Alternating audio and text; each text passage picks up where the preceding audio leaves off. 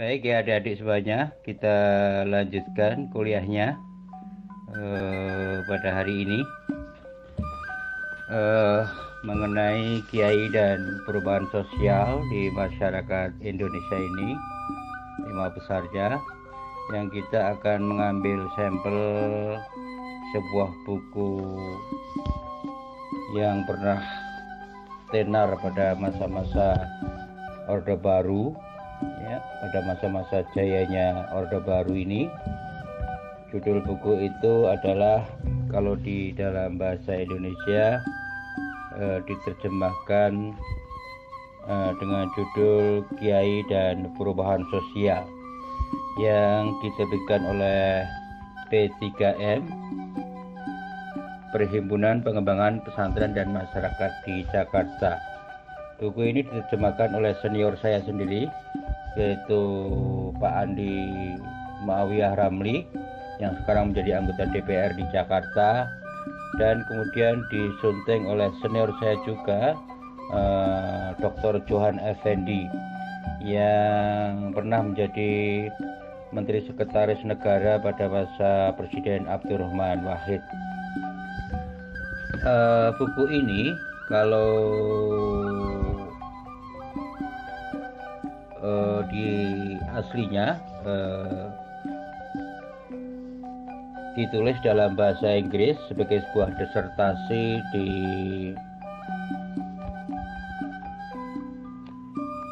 mana ini ya, disertasi di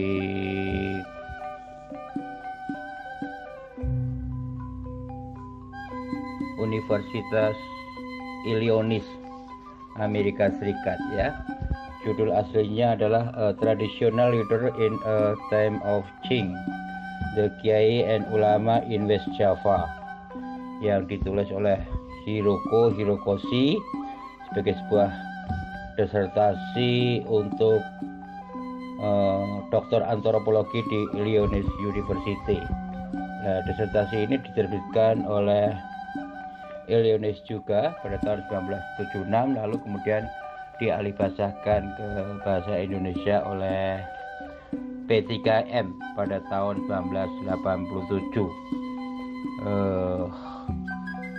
oleh yang banyak sekali dibina oleh Kiai Haji Abdurrahman Wahid dan Dr. Johan Effendi. Adik-adik semuanya yang saya hormati, buku Kiai dan Perubahan Sosial ini menarik. Yang pertama adalah seperti yang saya katakan, bahwa buku ini ditulis bukan oleh orang Barat tetapi oleh orang Asia, seorang perempuan Jepang yang lahir pada tahun 44 ya, mungkin sudah tua sekarang ya, Hiroko Hirokoshi. Sekarang dia mengajar di Jepang sana ya, di jurusan antropologi Universitas Delaware Jepang sana ya, menjadi dosen di sana. Seorang perempuan ini, Hiroko Hirokoshi, ya mungkin sekarang usianya udah berapa itu ya, 44 sampai 2000, mungkin 60-an ya sekitar itu. Hirokoshi ya, dulu sangat terkenal sekali ini ya, sehingga banyak kader-kadernya yang juga melakukan, orang Jepang yang melakukan penelitian di Indonesia ini. Yang kedua, buku ini sebenarnya merupakan antitesis terhadap tulisan Clifford Geertz yang, atau para ilmuwan Barat yang memandang Kiai itu hanya sebagai broker budaya atau makelar budaya atau perantara budaya di masyarakat itu ya.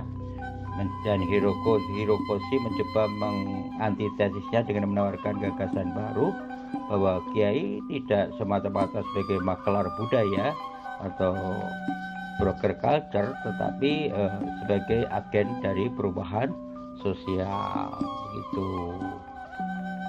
Lalu yang ketiga, buku ini menjadi menarik karena biasanya kan basis-basis pesantren itu di Jawa Timur atau di Jawa Tengah, yang menjadi institusi kekuasaan kiai ya, terutama di Jawa Timur dan Jawa Tengah, tetapi ini malah di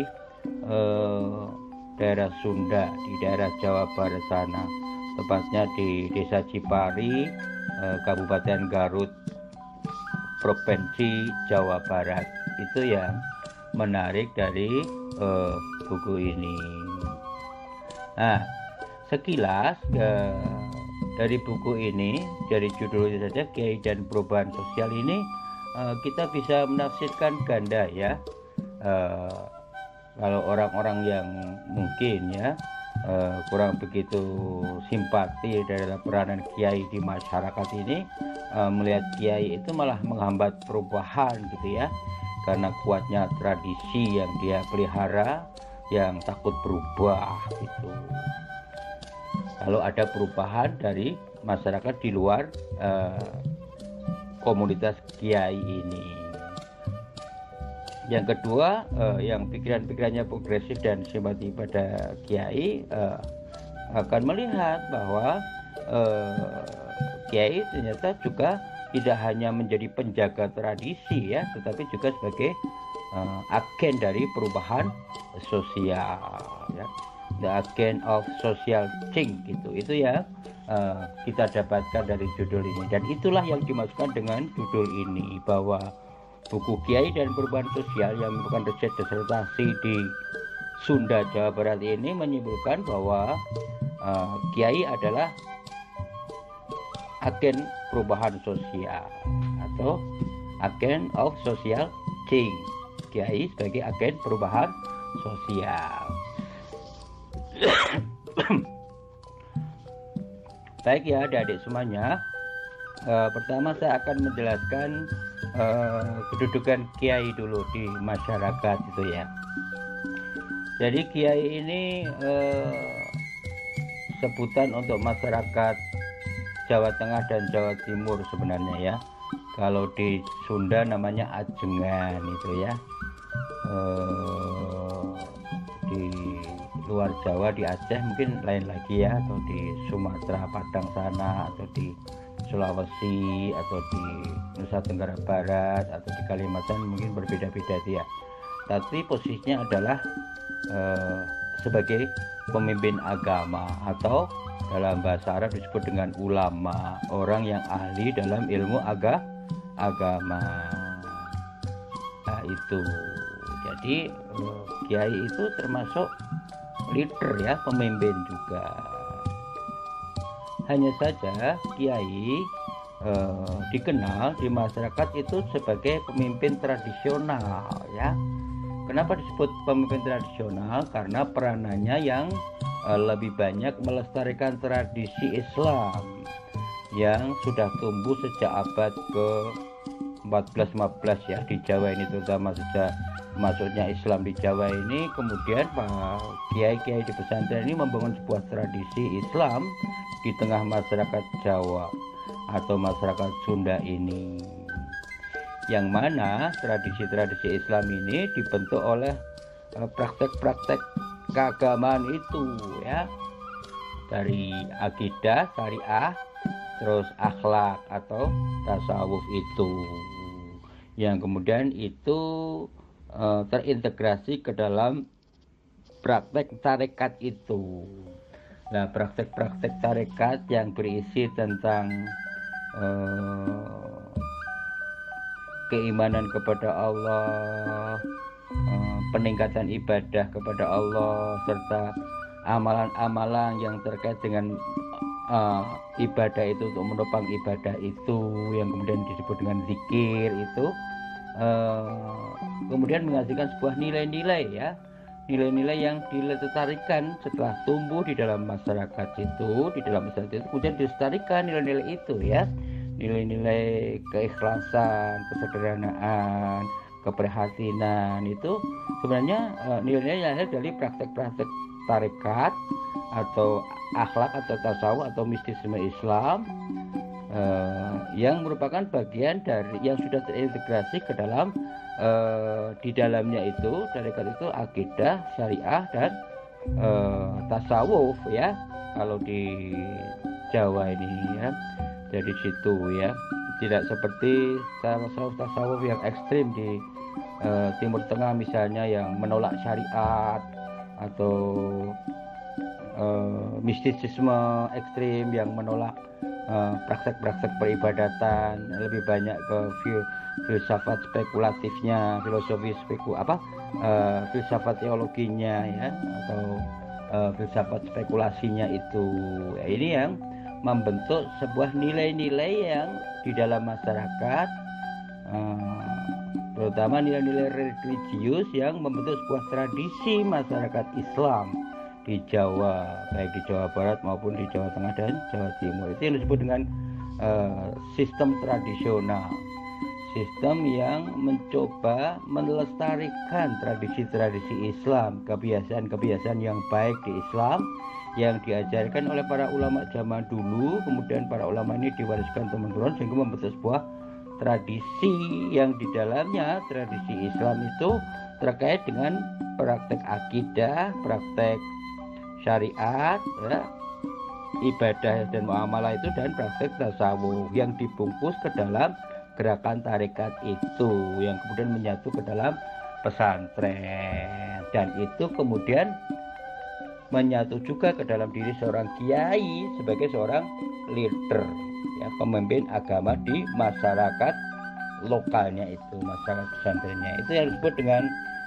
kiai sebagai pemimpin agama yang berfungsi atau berperan untuk melestarikan tradisi Islam di masyarakat Indonesia terutama. Makanya kemudian Islam di Indonesia ini kemudian menjadi bagian dari bangsa Indonesia ini, ya. Tidak menjadi satu-satunya bangsa Indonesia, tapi menjadi bagian, karena membentuk tradisi itu selama ratusan tahun, yang membentuk tradisi Islam di tengah masyarakat yang berbeda tradisinya itu, karena ada yang menggunakan tradisi etnik Sundanya, ya, ada yang kuat tradisi agamanya, ada yang kuat tradisi karena alasan etiknya Sunda, ada yang tradisi orang yang menjaga tradisi karena Jawa Tengahnya, bagian Jawanya, ada yang karena bagian Jawa Timurnya atau karena bagian Balinya itu ya. Jadi sistem tradisionalisme ini di dalam masyarakat itu bisa dibentuk oleh agama, bisa juga dibentuk oleh suku atau etnik. Nah, kiai ini termasuk pemimpin agama yang melestarikan tradisi agama di masyarakat itu ya. Karena dia pemimpin agama, ulama, maka dia punya fungsi pokok adalah melestarikan tradisi, ya, adat kebiasaan di masyarakat Islam itu yang berisi nilai-nilai dan praktek-praktek keagamaan yang kemudian membentuk kebudayaan khusus itu, ya, yang kalau Clifford Gate menyebutnya kebudayaan santri itu ya, kayak kita ini ya, yang tentu berbeda dengan kebudayaan bangsa Indonesia pada umumnya. Itu yang pertama ya. Yang kedua, jadi penelitian Hirokoshi ini di kawasan Garut ini, beliau melihat bahwa sebagai pelestari tradisi Islam di masyarakat desa, ternyata kiai dihadapkan pada perubahan-perubahan sosial politik yang terjadi di daerah Sunda itu. Perubahan pertama adalah perubahan terjadinya pemberontakan Darul Islam DITI ya, yang diproklamasikan oleh Kartosuwiryo yang ingin mendirikan negara Islam itu. Tentu yang berpusat di Garut ini ya, di Malangbong ini yang dekat dengan Cipari ini. Tentu desa ini terkena dampak dari perubahan sosial politik yang terjadi pada saat itu, dengan munculnya gerakan politik keinginan untuk mendirikan negara Islam yang dipimpin oleh Kartosuwiryo itu, yang pernah menjadi temannya Bung Karno itu pada masa itu ya. Itu terjadi perubahan. Nah, itu bagaimana tradisi Islam yang sudah mapan ini berhadapan dengan perubahan yang baru di dalam dunia Islam, terutama perubahan sosial politiknya itu, ya. Lalu yang kedua adalah pemberontakan komunisme. Ini juga menimbulkan responsi di masyarakat tradisional di Cipari ini. Pemberontakan komunisme, perubahan sosial politik menjelang akhir dari kepemimpinan Presiden Soekarno ini, ya, yang melahirkan Orde Baru ini tahun 1965 ini juga menimbulkan persoalan gitu di situ, ya. Persoalan bagi kiainya, juga persoalan bagi masyarakatnya itu. Bagaimana tadi Islam ketika menghadapi dengan perubahan-perubahan sosial politik, meletusnya pemberontakan komunisme, ketika komunis mencoba menghegemoni dan mendominasi atmosfer politik di Indonesia. Tentu saja juga tak ketinggalan di daerah Sunda sana, di Cipari, ya. Lalu yang ketiga, perubahan yang ketiga adalah perubahan sosial politik, munculnya Orde Baru ini, ya, modernisasi, ya. Jadi Orde Baru yang dipimpin oleh Pak Harto ini kan selalu mengkampanyekan modernisasi atau pembangunan masyarakat dan negara ini, ya. Jadi modernisasi ini kan rasionalisasi, ya, kemajuan, modernisasi kehidupan yang seringkali berhadapan dengan tradisi dan modernisasi itu, ya. Dari situ perubahan sosial politiknya itu, ya, modernisasi di masyarakat menimbulkan persoalan juga bagi kiai yang selama ini menjadi pelestari dari sistem tradisi Islam di masyarakat desa itu. Dari ketiga faktor eksternal yang mempengaruhi, ya, yang perubahan-perubahan sosial di faktor eksternal ini yang mempengaruhi masyarakat tradisional di Cipari ini, kiai kemudian mengambil peranan, ya, di sini. Dia menjadi agen dari perubahan itu. Maksud dari agen dari perubahan sosial itu adalah di tengah hubungan tradisi dan modernisasi, terutama, ya, pada masa Orde Baru ini, karena penelitian ini ditulis pada masa Orde Baru, timbul masyarakat transisi di mana masyarakat berada dalam persimpangan, apakah kembali kepada tradisi atau mengikuti modernisasi yang digalakkan oleh pemerintah Orde Baru pada waktu itu. Itu perubahan sosialnya, sehingga melahirkan masyarakat transisi, masyarakat yang berada dalam pergeseran antara tradisi dan modernisasi, yang mungkin lebih tepat masyarakat berada dalam persimpangan jalan itu. Tentu saja di sini kemudian kiai mengambil respon, ya, bahwa transisi dari tradisi ke modernisasi ini menempatkan kiai, ya, Kiai Ajengan di sana ini, di Cipari ini, ya, Kiai Yusuf ini untuk menjadi agen dari perubahan sosial itu sendiri, menempatkannya itu. Artinya apa? Artinya kekuatan-kekuatan politik di luar kiai yang menekan kiai membuat kiai ini menjadi agen dari perubahan sosial. Selain itu tentu saja juga semangat tradisi Islamnya ini yang ingin ingin dipertahankan, ingin dilestarikan ini, ya, yang ternyata juga memiliki spirit untuk melakukan perubahan itu. Jadi faktor eksternalnya, perubahan kiai dari penjaga tradisi ke agen dari perubahan sosialnya adalah tekanan dari modernisasi ini, ya, modernisasi kehidupan yang dilakukan oleh pemerintah Orde Baru dengan membangun sistem kesehatan masyarakat yang modern, sistem pendidikan yang modern, semua harus sekolah, sistem pasar yang modern, dan listrik, koran masuk desa, ABRI masuk desa, puskesmas, SD impres dan sebagainya ini, mau tidak mau kiai harus menjadi agen dari perubahan itu sendiri.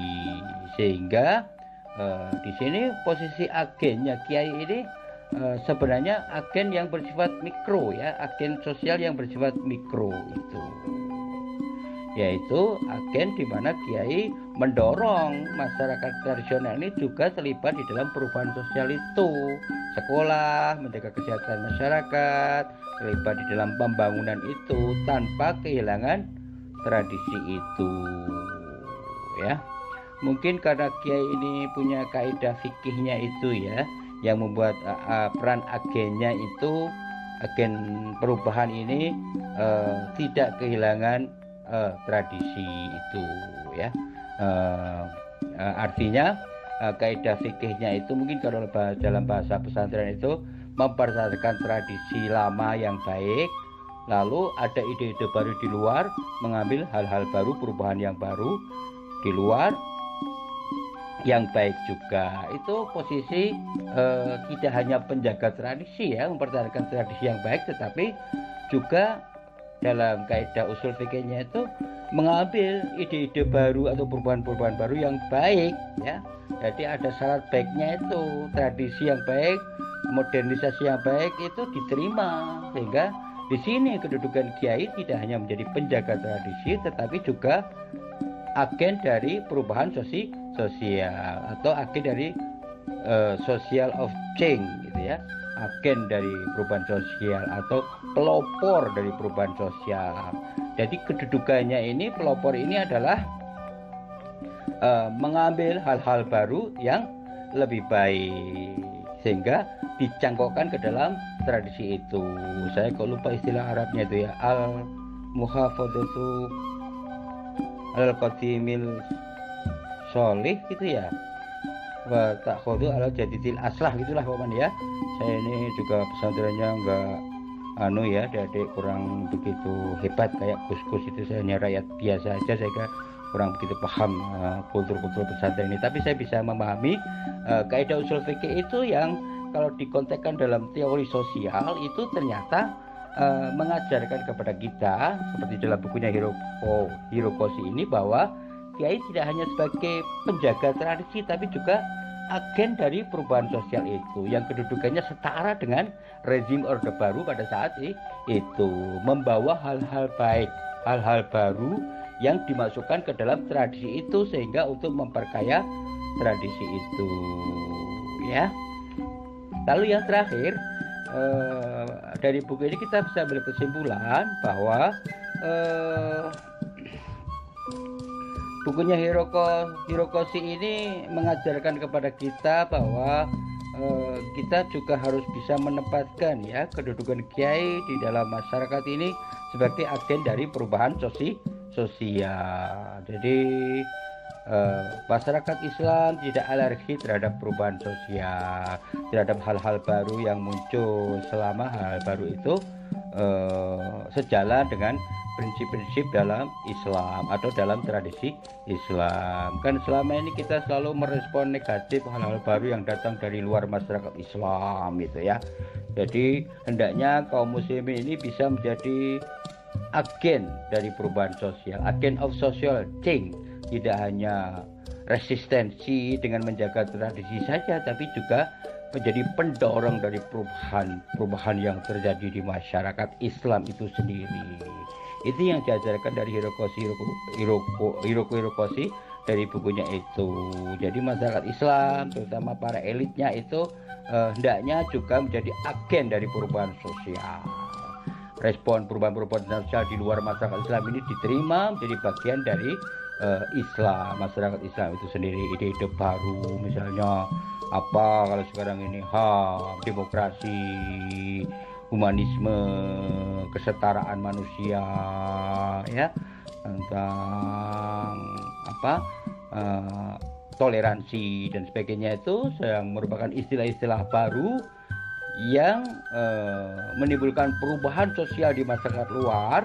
Itu selayaknya kita turut serta mengambil peran itu menjadi agen dari perubahan sosial itu, agent of social change itu, terutama para kiai ulama atau para mahasiswa ya, sebagai calon-calon pemimpin bangsa ini. Oke ya adik-adik semuanya, kita akhiri saja ya sampai di sini penjelasan saya ini. Nanti bisa dilanjutkan dalam pertemuan-pertemuan yang lain atau di WhatsApp ini atau di dunia virtual ini ya. Kurang lebihnya mohon maaf. Selamat menikmati malam Jumat ya, mendekatkan diri kepada Allah, dan selamat beristirahat. Wassalamualaikum warahmatullahi wabarakatuh.